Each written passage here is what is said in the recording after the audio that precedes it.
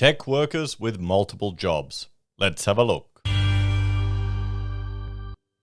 Hello everyone, Florian.heise here, and welcome to another episode of Heise Says US. And there's an interesting article that I think it'd be worth going through from The Verge, discussing tech workers who have multiple jobs. I think particularly with more and more people working home, having multiple jobs isn't really that big a deal. It's going to happen more and more. But is it going to turn into the, Dilbert comic where good old Wally is doing the dodgy? And how many of them are secretly doing it?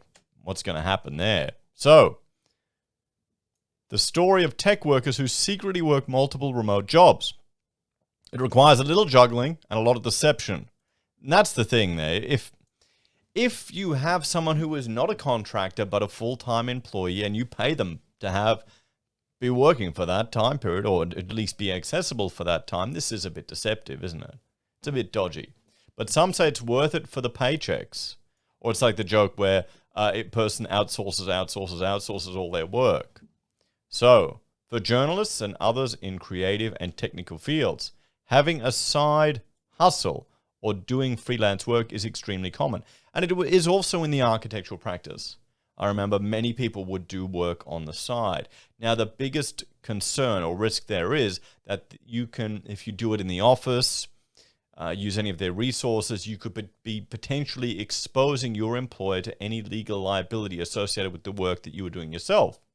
You needed to make sure you had sufficient professional indemnity insurance and all the equipment to actually do the work. Because otherwise, if something goes wrong, they sue you, you've got nothing. They might say, well, you sent this email from your workplace, we're going to sue them. That's the big risk. That's why every architectural practice I worked at, you wouldn't really allow people to do freelance or side gigs at the office.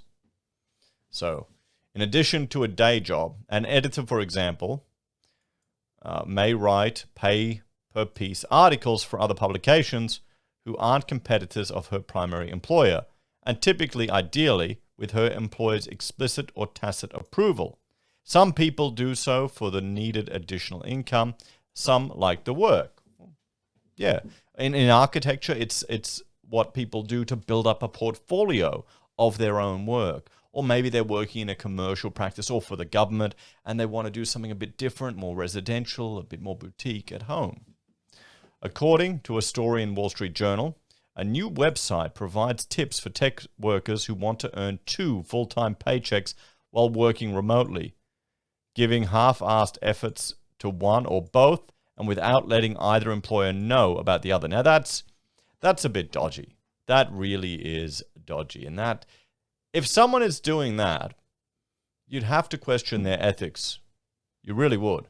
So the Wall Street Journal describes the scenario. Alone in their home offices, they toggle between 2 laptops. They play Tetris with their calendars, trying to dodge endless meetings. Sometimes they log in to 2 meetings at once. If you can get away with that, that just shows you how useless the meetings are. They use paid time off, in some cases unlimited, to juggle the occasional big project or ramp up a new gig. Many say they don't work more than 40 hours a week for both jobs combined. They don't apologize for taking advantage of a system they feel has taken advantage of them. I guess if you can do the work. I mean, this is the difference between being an employer and a contractor. In a contractor, you usually have a project with a defined deliverable. Then you can do as many as you want. That's kind of different to being an employee. They want the best of both worlds. The worker or the workers who spoke to Wall Street Journal anonymously seem to be going to great lengths to work for 2 companies simultaneously, from keeping extremely organized calendars to juggling overlapping Zoom calls and project deadlines. And while it's not necessarily illegal to work for more than one company, the Wall Street Journal reports such arrangements may run afoul of employment contracts. Yeah, that's the issue right there. There's no doubt that many employers are reaping what they've sown with workers across the employment spectrum, along with a lack of job security and meager paychecks. Well, here in Australia, our wage growth, and I show this chart again and again. This is the RBA's, our Reserve Bank, their predictions of wage growth. And they've failed over and over again. And, well, We don't really have wage growth of any significance here. It doesn't, certainly not keeping up with housing, and I imagine that's very similar in the States. So workers are dealing with a pandemic that has upended home and work-life balance for everyone. And I think some people are learning for the first time how disposable they are. There's this whole culture of work family, your office wife. People talk about this stuff. Fortunately, I don't have to deal with any of that politics or that BS. It's utter crap. And it's bullshit, guys.